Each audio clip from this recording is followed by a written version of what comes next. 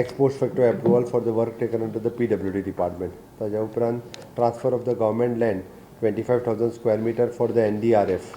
Okay. ताज्या उपरांत proposal of the transfer of the government land for the 200 to 100 square meters for the 4G mobile tower in the South Goa in 4 villages. ताज्या उपरांत it is a proposal of to amend the regulation 9 of the regulation 12 of the Goa Public Service Commission, member of the Staff Regulation Act. ताज्या उपरांत amendment to the compensate appointment scheme.